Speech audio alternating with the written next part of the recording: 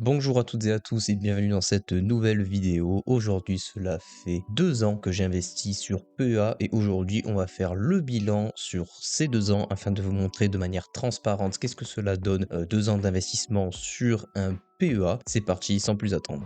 Alors, comme vous le voyez, j'ai ouvert mon compte le 11 décembre 2023, donc à quelques jours près, cela fera 2 ans pile poil que j'ai ouvert mon PEA, mais pour être plus exact, ça fait 3 ans que j'investis en bourse. J'avais investi pendant 1 an sur CTO avant de basculer définitivement sur PEA, et en 2 ans, j'ai pu investir exactement 12 037 euros pour un retour de 13 797 euros, soit du coup une plus-value latente de 1760 euros, ce qui donne 14,64%. Une performance qui est tout de même pas trop mal pour un investissement sur 2 ans. Et comment se décomposent ces investissements? En soi, ma stratégie n'a pas changé depuis la dernière vidéo de suivi de mon PEA. C'est très simple, 50% sur du S&P 500 qui est la ligne que vous voyez ici, 30% sur du l'Eurostock 600, la ligne que vous voyez juste ici, et 20% sur du Nasdaq 100, juste ici. Donc au niveau des montants, on voit qu'on est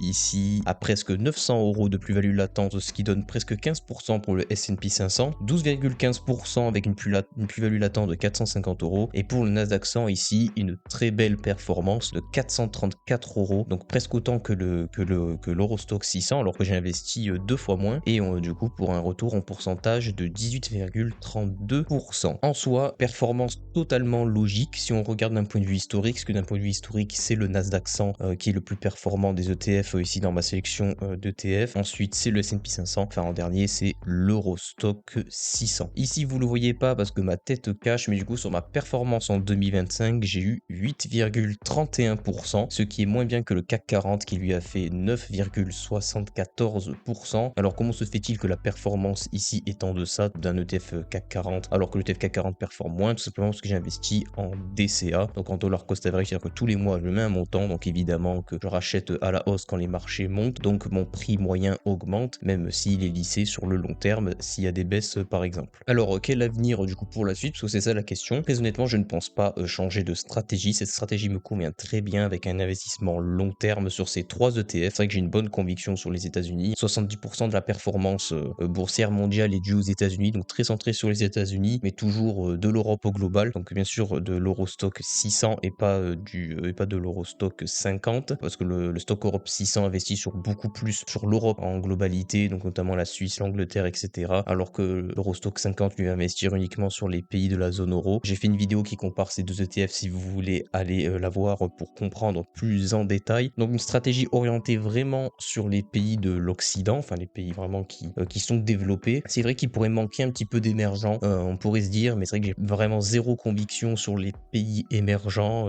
Mais par exemple, il y a un pays après qui est exclu de mon portefeuille et qui pourtant la deuxième place boursière au monde, c'est le Japon. C'est vrai que du coup, j'ai pas de Japon par exemple dans mon portefeuille, alors que le Japon en soi représente la deuxième place boursière mondiale. Donc il y a quand même des petites failles, si on peut dire ça, dans mon portefeuille et ma sélection d'ETF. Mais j'en suis conscient et c'est ma conviction parce que j'ai une bonne conviction sur les États-Unis surtout et l'Europe parce qu'il y a quand même de bonnes entreprises dedans. Mais il manque bien sûr certains aspects des pays émergents et notamment le Japon, même encore la Chine, Taïwan par exemple, etc. Alors les marchés boursiers du coup ont bien performé cette année malgré à un moment j'ai subi une très grosse baisse, mais comme tout le monde dû au délire de Trump sur ses tarifs douaniers. Mais il est vrai que la bourse performe ultra bien. On est peut-être même dans une bulle IA, ça se peut, et ce qui fait que les valeurs technologiques portent du coup le marché, ce qui fait que le Nasdaq 100, hein, ma ligne juste ici, performe beaucoup mieux que les autres. Parce que dans le Nasdaq 100, comme vous le savez, il y a 50% d'entreprises du secteur technologique, donc qui sont portées par notamment l'engouement autour de l'IA, même si c'est vrai qu'on pourrait être dans une bulle. Donc pour l'instant, les marchés performent plutôt bien. À l'avenir, est-ce que ça restera le cas? Rien ne dit qu'on peut se prendre moins 20% et que tout d'un coup mon portefeuille passe dans le négatif, mais c'est pas grave, c'est le jeu d'investissement et comme j'ai dit, le but ça sera d'être transparent. Donc si des baisses arriveront, évidemment que je le montrerai, comme je l'avais déjà montré quand Trump avait fait passer ses tarifs et que j'étais passé j'avais presque 20% au bout d'un moment de plus-value plus-value latente et j'étais passé à 5 ou 6% je crois dès que Trump avait son délire autour des tarifs et j'avais montré, parce que le but c'est d'être transparent et de montrer que bah oui, l'investissement c'est volatile. Alors, c'est pas forcément ultra risqué, mais il faut comprendre qu'il y a de la volatilité et surtout quand on est investi seulement depuis 2 ans, et là en l'occurrence sur le PEA, on subit fortement cette volatilité vu qu'on n'est pas investi depuis vraiment longtemps. C'est pour ça qu'il faut garder une stratégie long terme. Il faut avoir une stratégie qu'on est capable de garder sur le long terme avec notamment une bonne sélection d'ETF et je pense sincèrement que pour les gens qui ne veulent pas se prendre la tête, la meilleure stratégie c'est de prendre un MACI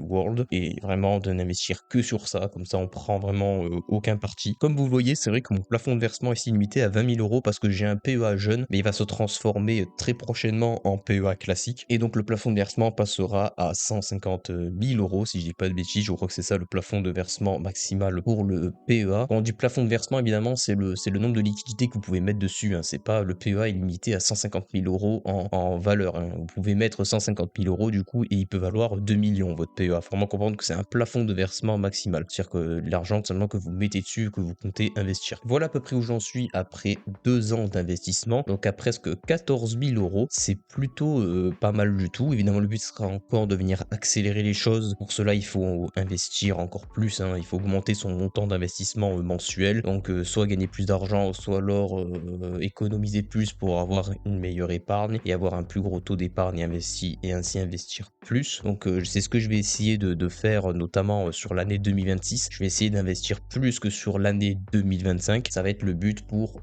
aller chercher encore plus ces intérêts composés et encore plus de performance et de plus-value du coup sur le long terme. J'espère que cette petite vidéo de suivi vous aura plu. Si c'est le cas, n'hésitez pas à lâcher le pouce bleu, à vous abonner pour ne louper aucune de mes vidéos. Je vous dis à très bientôt. Ciao ciao.